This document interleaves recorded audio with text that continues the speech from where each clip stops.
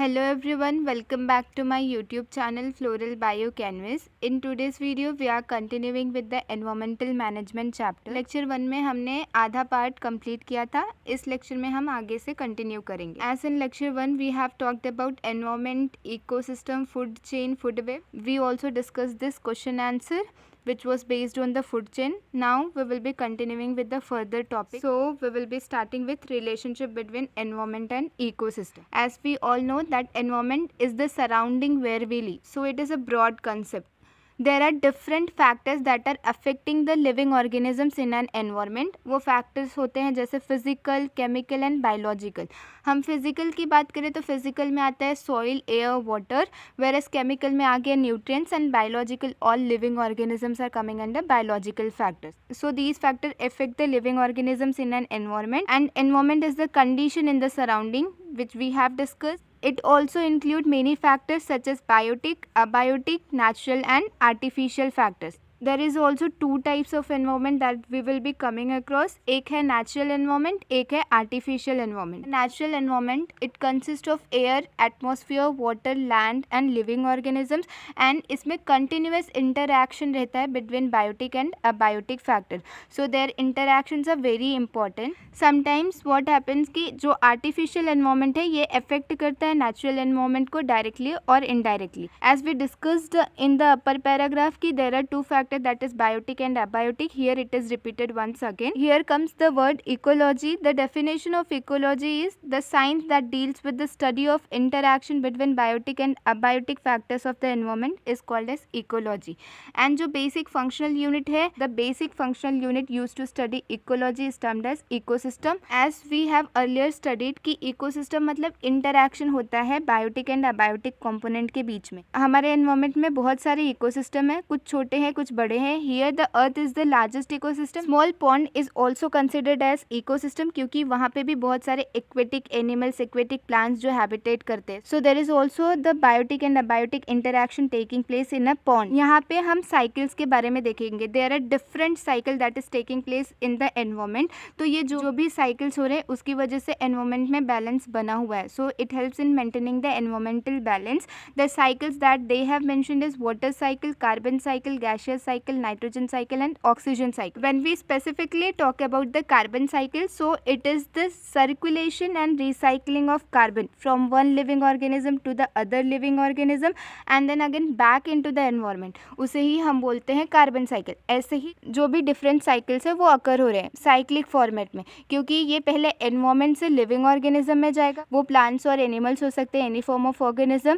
Then फिर other living organism consume करेगा and death and decomposition के बाद वो रिटर्न बैक हो जाएगा एनवायरमेंट में. So it helps in maintaining the environmental balance. This is the main role of cycle that is taking place in our environment. Here the heading that is mentioned is environmental conservation. But here first of all we will be understanding कि environment क्यों खतरे में है हमारा. There are different types of pollution that is taking place and there are different factors that is affecting the environment.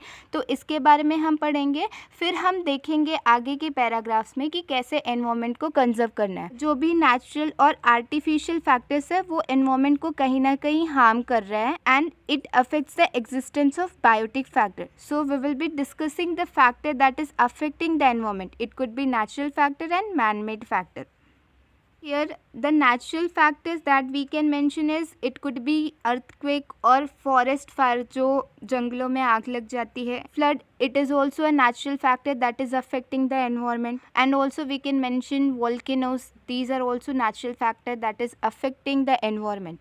Whereas when we talk about man-made factor तो इसमें आ गया deforestation. जब हम concrete बोलते हैं ना, कॉन्क्रीट जंगल बनाते जा रहे हैं तो उसमें डिफॉरेस्टेशन कर रहे हैं. It is the main reason that is affecting the environment. And here we can mention industrialisation. It is also a man made factor that is affecting the environment very badly. And we can also mention hunting of different animals from their habitat, जो कि actually जंगल में रहते हैं वहाँ हम उनको hunt करें. So this is also coming under man made factor which is also affecting the environment very badly. As we saw that there are natural and artificial factor that is affecting the earth. तो इसमें जो environmental pollution है इसको हम main factor करके consider कर रहे हैं जो कि एनवायरमेंट को बैडली इफेक्ट कर रहे हैं। तो पोल्यूशन क्या होता है generally? Contamination of any material is it's pollution. Suppose if I consider कि वाटर बॉडी है वो बहुत साफ है, उसमें कोई भी कचरा डाला नहीं गया है, बट वहीं मैं कुछ प्लास्टिक बैग, पेपर्स, ग्लास वगैरह उसमें डाल दे रही हूँ, कुछ बारिश हुई, केमिकल्स रन ऑफ होके वाटर बॉडी में चला गया तो वो कंटेमिनेट हो गया। So this is creating water pollution. And the other definition that we will be seeing is unnecessary and unacceptable change in the surrounding environment due to natural or human activities is called as environmental pollution. So it is unnecessary, that is not necessary and that is not acceptable. Then these changes occur and that is because of natural events or it could be because of human activities. We are the main culprit. कोई भी direct और indirect change हो रहे हैं हमारे physical, chemical, biological properties जो कि हमने देखा है कि एयर, वाटर, सॉइल में, तो this will be harmful to the living organisms and there are different reasons of pollution that is mentioned here. पहला तो पॉपुलेशन एक्सप्लोजन, पॉपुलेशन का बढ़ना, this is the main reason because of which the pollution is taking place. Then fast industrialisation, बहुत सारी industries आ रही हैं। Then indiscriminate use of natural resources, बिना सोचे समझे हमारे जो नेचुरल रिसोर्सेज है उसको यूज करते जाना। डिफॉरेस्ट्रेशन एंड अनप्लान्ड अर्बनाइजेशन, छोटी जगह में भी घर बना ले रहे हैं तो that is unplanned urbanisation. These reasons are responsible for environmental pollution. In this paragraph there are different types of pollution that is mentioned, that could be air pollution, water pollution, sound pollution, soil pollution, thermal pollution और light pollution. So basic example if I give you कि water pollution हो रहा है तो water bodies में बहुत सारे aquatic plants हैं, बहुत सारे aquatic animals हैं, और अगर हम कोई भी कचरा फेंक रहे हैं या फिर उसमें प्लास्टिक बैग वगैरह गया है वो उसमें डिपॉजिट होता जाएगा, वो ब्लॉक कर देगा वाटर बॉडीज। या फिर कहीं पे कोई नाला है उसमें अगर प्लास्टिक वगैरह गया तो वो ब्लॉक हो जाएगा। रेनी सीजन में क्या होगा कि वो भर जाएगा, पूरा ब्लॉक होने की वजह से वो भर जाएगा जिससे कि पानी ऊपर तक आ जाएगा, which will lead to flood. और वहीं अगर हम देखें सॉइल पोल्यूशन कैसे हो रहा है कि हम केमिकल्स यूज़ कर रहे हैं एंड वो केमिकल्स जब बारिश की वजह से रन ऑफ होके वाटर बॉडीज़ में जाते हैं तो वाटर पोल्यूशन भी कॉज करते हैं। केमिकल सॉइल में गए तो this will make the soil infertile, जिससे जो प्रोडक्टिविटी आ रही थी वो हमें नहीं मिल पाएगा और सॉइल इनफर्टाइल हो जाएगा तो प्लांट अगली बार से ग्रो नहीं करेंगे उतना। And there are different chemicals and gases which are released into the air because of its burning which ultimately creates air pollution. So these are the types of pollution that we have to mention. Here in this paragraph we are coming across with one more type of pollution, that is radioactive pollution. Radioactive pollution occurs because of mainly nuclear power plant. जो भी nuclear bomb है, atomic bomb है या फिर nuclear power plant है, इनकी वजह से होते हैं. So here UV, that is ultraviolet radiation and infrared radiation, these are the main radiations responsible for causing radioactive pollution. And इसके इफेक्ट्स क्या क्या होते हैं तो ये कैंसरस अल्सरेशंस कॉज करते हैं, ये कैंसरस होते हैं। Whenever we are expose to these radiations so they cause cancerous ulcerations and there are different tissues in the body that are destroyed because of these radiations and there is also genetic changes, हमारे vision that is eye sight भी adversely effect हो जाते हैं because of these radiation. So these are the harmful effects of radio active pollution.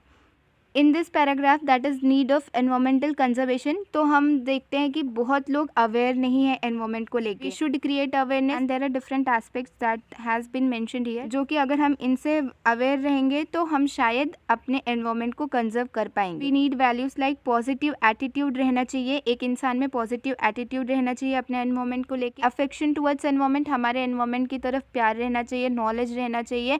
And we should create and inculcate these knowledge into our childrens, जो भी छोटे बच्चे उनमें अगर बचपन से ही ये नॉलेज डालेंगे तो वो अवेयर रहेंगे. और हमें अवेयरनेस क्रिएट करना है कि हमारे एनवायरमेंट को हमें कंजर्व करना है. And there are different rules and regulation that has been given, जो हम लॉ फॉलो कर रहे हैं अपने एनवायरमेंट को कंजर्व कर रहे हैं. देयर आर डिफरेंट प्रोग्राम्स जो कि इनिशिएटिव ले रहे हैं एनवायरमेंट को कंजर्व कर रहे हैं, तो हमें भी उसका एक छोटा सा हिस्सा बन के जहाँ पे रहते हैं वहाँ से शुरुआत करने की, हमारे एनवायरमेंट को हम गंदा ना करें, उसको पोल्यूट ना करें. So we should start taking minor steps from our home itself. In this flow chart we have to mention the need of environment conservation. तो दो तो पहले से ही दिया हुआ है, that is to maintain the balance in nature. The second is to solve natural and artificial problems, and also the need of environmental conservation could be to maintain clean and pollution free air, water, land. There should be no pollution in our environment, it should be clean and beautiful. या फिर there is another need to conserve the natural resources, जो भी हमारे natural resources हैं उन्हें हमें conserve करना चाहिए.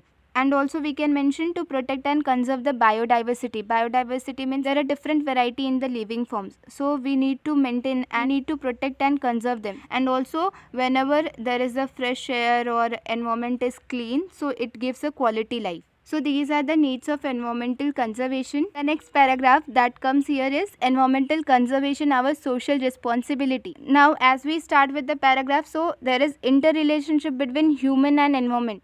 Human stepped on the earth long after formation of earth. हम समझते हैं कि हम औरों के मामले में, जो भी अदर एनिमल्स हैं उनके मामले में बहुत सुपीरियर है, क्योंकि हमारे अंदर intelligence, memory and imaginary ability ज़्यादा है and we dominated all over the nature. हम नेचुरल रिसोर्सेज पूरी यूज़ करते जा रहे हैं कि हमें एक सेटिस्फैक्ट्री लाइफ मिल सके, क्योंकि जब इंसान को कुछ चाहिए रहता है तो वो स्नैच करता है, बट उसके बाद फिर से नीड डेवलप हो जाती है, वो डिज़ायर डेवलप हो जाती है. जब तक ये लाइफ ख़त्म नहीं होती तब तक हम स्नैच ही करते जाते हैं. इस वजह से हमारा जो नेचुरल रिसोर्सेज है वो ख़त्म होने को आए और हमारा एनवायरनमेंट डिस्ट्रक्शन की तरफ जा रहा है, जो कि पूरा हमने ही डिस्ट्रॉय कर दिया. So we are the main culprit, और अगर हमने ही इसको डिस्टर्ब किया है तो यही हमारी सोशल रिस्पॉन्सिबिलिटी होती है कि हम ही एनवायरनमेंट को कंजर्व करें. So this is the summary of this paragraph. अगर हमने ही नेचर को बिगाड़ा है, हम नेचर पे डोमिनेट कर, हमने ही नेचर से स्नैच किया सभी चीज़ें, तो ये हमारी ही रिस्पॉन्सिबिलिटी होती है कि हम ही नेचर को ठीक करें. So these are the topics that we discussed in today's video. थोड़ा सा पार्ट और रह चुका है, वो मैं लेक्चर 3 में डिस्कस करूँगी. And for now I will be ending this video. Hope so this video is helpful to you. Please hit the like button and subscribe to my channel for more new videos. Thank you.